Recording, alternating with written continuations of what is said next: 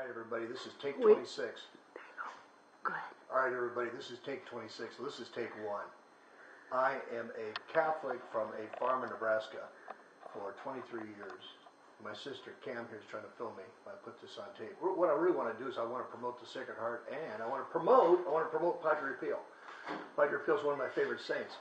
And so what I've been doing is when I go to Catholic Mass, what I try to do is go see the priest and give him some stories about Padre Pio and give him some novena to the Sacred Heart and prayers to the Sacred Heart, like right here. And what we do is we have fun with that. I love Padre Pio because, to me, you could call him the Catholic saint of the confession. He's a very unique character because he lived in our time. He was born in 1887 and he died recently in 1968 when I was 18 years old. And I have a lot of fun. I didn't even know this great saint until somebody gave me some books and material on him. And so I've read a lot about him and have quite a few of his stories. And you can spend a lot of time just giving Padre Pio stories. But my real thrust goes back to what did Padre Pio do? He was very connected to Christ, very holy. And even as a little boy, 5 years old, his direction was toward Jesus and the Sacred Heart and his Blessed Mother. And so what happened to him is he got to the point where he suffered for Christ. He was so tightly tied with prayers to Jesus that he reached the point where he actually developed sores in his hands and side, much like the wounds that Christ bore on Good Friday. And lo and behold, in 1918, Jesus appeared to him, and his spiritual director, Padre Pio's spiritual director, said, write down what happened that morning. And Christ appears to Padre Pio, doesn't say anything to him at all. And what happens is, when he sees Christ, his hands and feet and side are pierced and dripping blood, and his feet, side, and everything's dripping blood, all 5 wounds. And when Christ leaves, lo and behold, Padre Pio has the same wounds. It embarrassed him, but he enjoyed the wounds because he wanted to suffer, because as Catholics we believe that one of the greatest things we can do is to accept suffering. Why do we accept suffering? Because it's to repay to Christ the damage that we've caused him from our sins. And we believe that hopefully our goal is heaven, hopefully not hell, and purgatory is for those of us that are not ready for prime time as far as heaven. So he wants to say prayers for and suffer for the souls in purgatory. So I get a big kick out of it. I think one of the things we do to become better Catholics or Christians is to study the lives of people who were good. That might start out, we all follow Jesus. Anybody's Christian, we're followers of Christ, number one. And with Catholics, we especially follow his mother, are connected to his mother. Why are Catholics so connected to the Blessed Mother? Because when you think about it, what human being that ever lived in the world was closer to Christ? Who was the human that ever lived in this world that was the closest to Christ? Think about that for a second. His mother bore him for 9 months in her womb, and she is very connected to Christ. We believe that if you take Mary's hand, she'll lead you to Christ. And that was one of the beliefs that Padre Pio had. As you read his stories, not only did he suffer, he said prayers a lot, he was very devoted to Christ, he suffered a lot, he offered up his sufferings. And you could probably call him the saint of the confession. Why? Because in many cases, when people would come in to tell their sins to Padre Pio, he could read their souls. So if they gave the grocery list of sins, he'd say, lo and behold, you forgot one. It would blow him away. He became very famous for that. They say he probably heard about 5 million confessions. And he got so popular, people wanted to go to him, that they even had to pick numbers. They had to have a number system. And you were not allowed to go to him to confession more often than 8 days a week. A couple guys tried coming in at 6 days. He kicked them out. Because, again, many times he could read their souls. Amazing. He's miracle after miracle. First of all, you just look at his picture, and you see on this picture right here, when he's just a young priest, you can see that his hands are pierced. You just looking at him, you can see he was a walking miracle just to look at him. Other things he did was he cured a little blind girl in Italy that had no pupils in her eyes. Now she sees because of Padre Pio. So it goes on and on. There's tons of stories about Padre Pio. And he could during World War II, they were going to bomb his church or in that area. And lo and behold, the British pilot, they put his name, I found his name in a book. His name is in there and everything. And he said, you won't believe this, but we saw some guy flying through the air that directed us around that area of Italy and not to drop our bombs. Somebody, I said, I have no idea who it is. So somebody gave him a picture of Padre Pio and says, yep, that's the guy right there. So on and on go the stories about Padre Pio.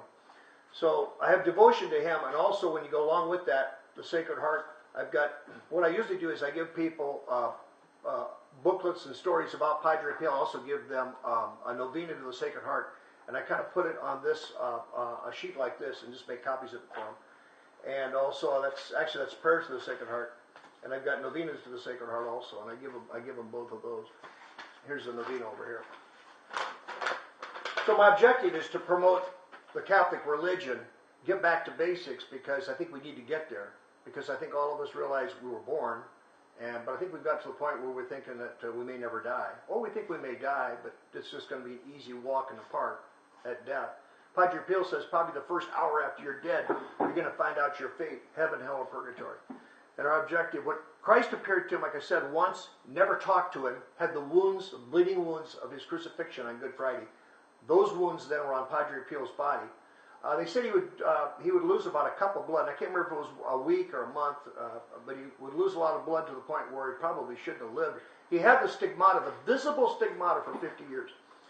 He's a walking saint. For all my competitors on Christianity, I've oftentimes thought, wouldn't they love to have a member of their congregation that was a Padre Pio? They could go door to door and could bring a guy along that had the visible stigmata of Christ. There's not too many with the other religions can say that. Matter of fact, I don't think anybody can say it.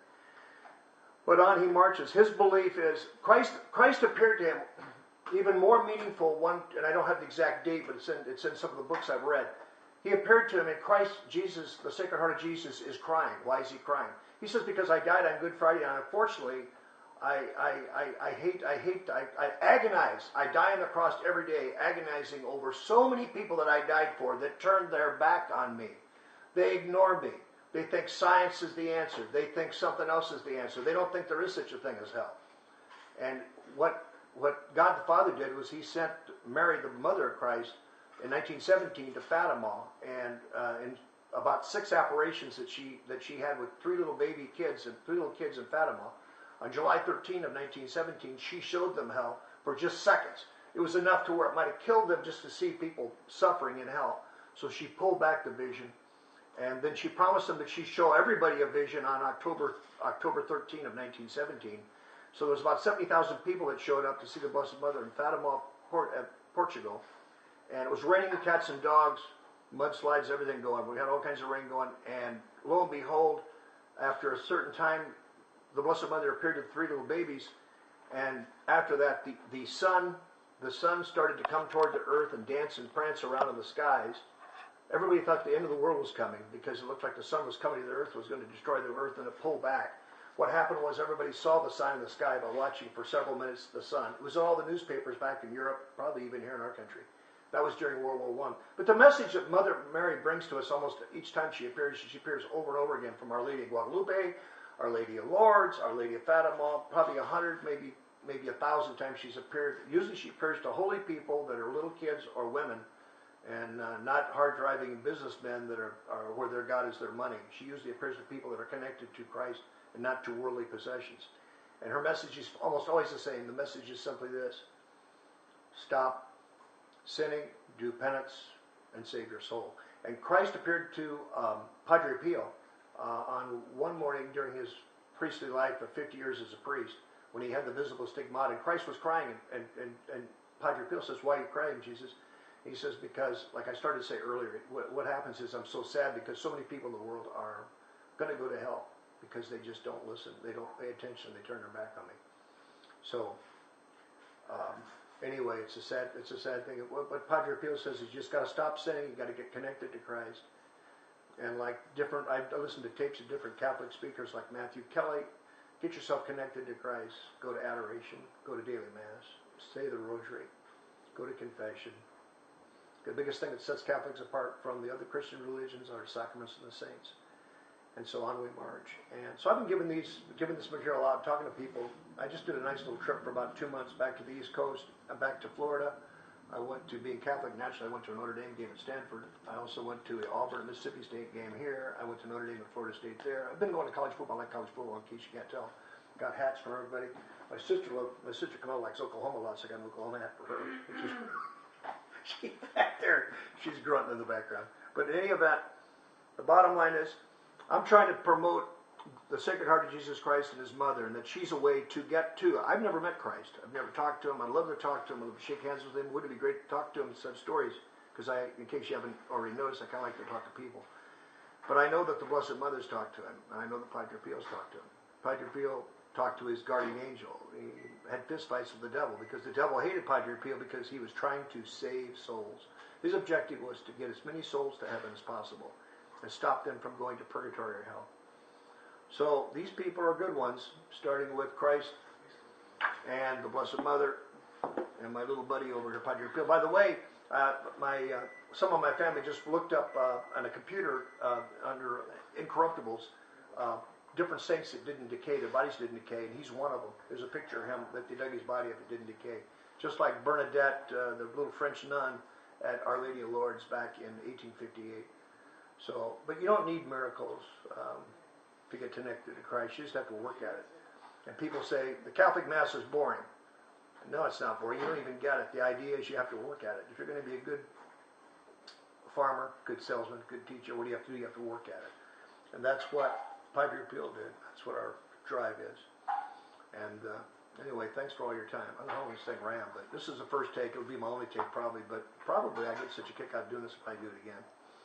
And now my director, my producer, CBS is here. They're closing down the video.